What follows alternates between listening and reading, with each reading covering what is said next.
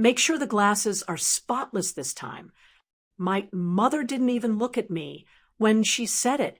She was too busy directing the decorator in the backyard. My sister's wedding was in a few hours. Guests would arrive soon. And I was still standing in the kitchen sink area washing glasses. Not because I worked for the catering company, not because I was hired help, but because in this house, that was my role. The servant. Move faster, my father said sharply from the doorway. People will start coming any minute.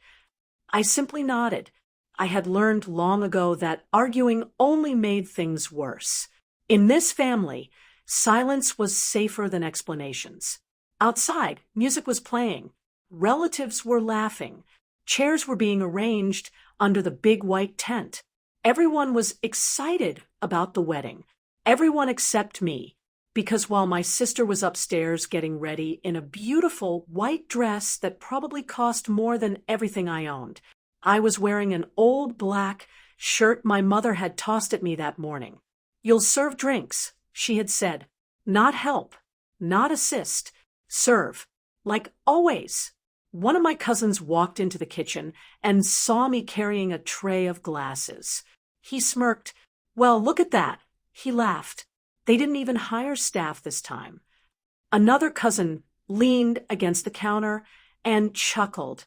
"Why would they?" he said. "They already have one." They both laughed.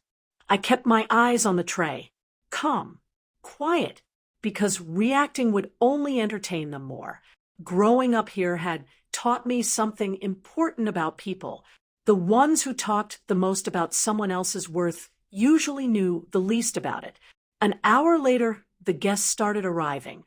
Elegant dresses, expensive suits, loud greetings. The groom's family looked especially wealthy. I moved through the crowd with the tray, offering drinks the way I had been told to. Most guests barely noticed me. Some probably thought I worked for the venue, which was honestly easier than explaining the truth. Then I walked toward a tall man standing near the entrance. Gray hair, sharp eyes, very expensive watch. Clearly someone important. "Drink, sir?" I said politely. He reached for a glass, but suddenly his hand stopped in the air. His eyes moved to my face, and he froze. For a long moment, he just stared at me. Confusion slowly turned into shock. Real shock. Then he spoke. "Wait." His voice was quiet but firm. "Why is he serving drinks here?" People nearby turned to look. My parents noticed the scene from across the yard, and for the first time that entire day, they looked nervous, because the man standing in front of me wasn't just another guest.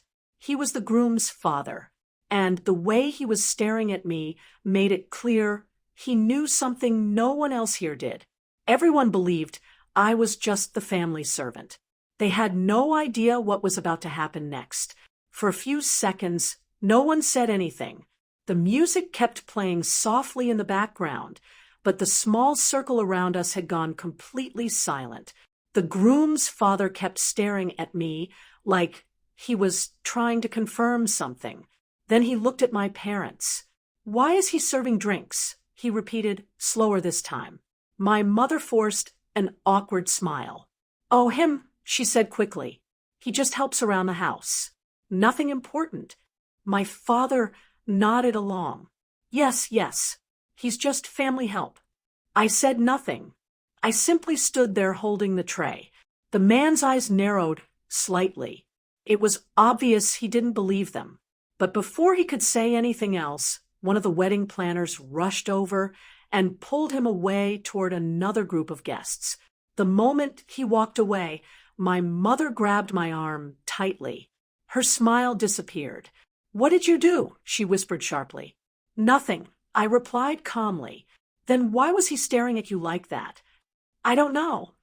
My father stepped closer, his voice low and angry. "Stay out of sight for the rest of the wedding.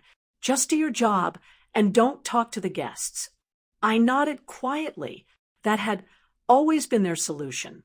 Hide me, control me, pretend I didn't matter. So I went back to work, serving drinks, collecting empty glasses, walking through a crowd that barely noticed I existed. But every once in a while, I could feel someone watching me. When I looked up, it was always the same person. The groom's father. He was across the yard, talking to people, but his eyes kept drifting back toward me. Curious, confused, like he was trying to solve a puzzle. Meanwhile, the wedding continued. My sister walked down the aisle. Guests applauded. Cameras flashed. My parents stood proudly at the front like everything in their life was perfect, and I stayed in the background, just another invisible helper carrying trays. But something had changed, because every time the groom's father looked at me, the expression on his face became more serious, more certain, as if he was slowly remembering something. Near the end of the ceremony, I walked past him again with the tray. This time, he didn't hesitate. He stopped me. Wait. His voice was calm, but firm. I turned toward him. He studied my face closely, like he was confirming a memory. Then he asked a question that made my chest tighten. What's your name? Before I could answer, my father appeared beside us almost instantly. He's busy, my father said quickly. Just a helper. Don't worry about him. But the man didn't look at my father. He kept his eyes on me. And then he said something that made the air between us suddenly heavy. I asked him. He said quietly, "Not you." For the first time that day, my parents had no idea how to control the situation.